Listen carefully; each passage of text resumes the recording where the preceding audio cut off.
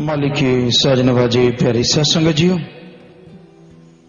मालिक के प्यार में, मोहब्बत में जो नशा है, जो लज्जत है, जो खुशी है, लिखने बोलने में नहीं आ सकती, वर्णन से परे है। पर वही जीव जानता है जिसने मालिक के प्यार मोहब्बत को हासिल किया है, जिसको ये लगन लगी है, जिस पे उसका रहमो करम हुआ है, वो जानता है कि राम नाम अल्लाह मालिक की याद में कैसा नशा है, कैसी खुशी है, कैसी मस्ती है। बाकी जीवों के लिए तो किस्से कहानियां होती हैं, सुनने में अच्छा लगता है कि ऐसे मालिक के प्यार में ऐसे हुआ, क्या मिला, कैसे मिला। बस उनका मकसद एक कहानी की तरह सुनना, और अच्छा लगा तो ठीक है, ना लगा तो भी चुप। लेकिन जो इस प्यार को पाते हैं, जिनके अंदर मालिक के प्यार मोहब्बत की लगन अगन लग जाती है, वो जानता है इसमें कैसा नशा है। दर्श दीदार होते हैं तो एक अलौकिक याद बन जाती है जो भुलाई नहीं भूलती। वो एक पल का दर्श दीदार इंसान को खुशियों से माला माल रखता है।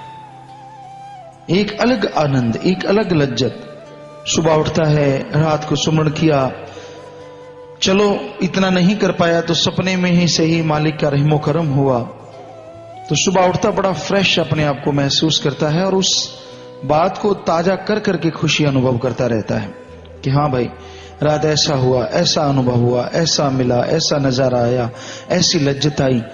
और वो उसके लिए एक तड़प भी बन जाती है, क्यों नहीं और मालिक दर्शन दे, नूरी स्वरूप हो, या फिर कि दर्शन हो, सुमरण में हो, प्रत्यक्ष में हो। लगन लग जाती है, वो सुमरण करता रहता है, लगातार भक्ति इबादत में जुड़ा रहता है।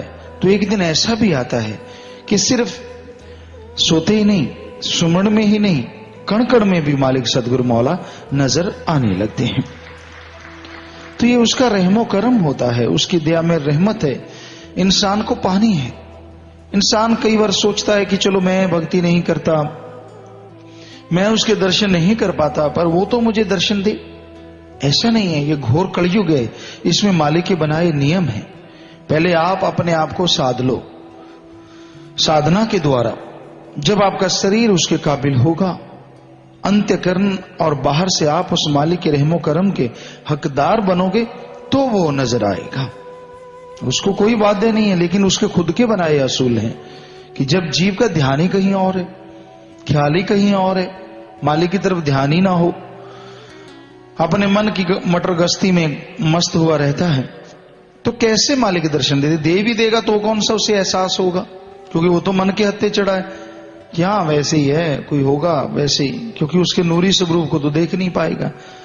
तो कहने का मतलब मालिक दर्शन देगा, नूरी स्वरूप में देगा, कण कण में, जर्रे जर्रे में देगा, लेकिन कोई जाप करे, कोई भक्ति इबादत करे, वचनों पे चले, तभी उसके नजारे नजर आते हैं।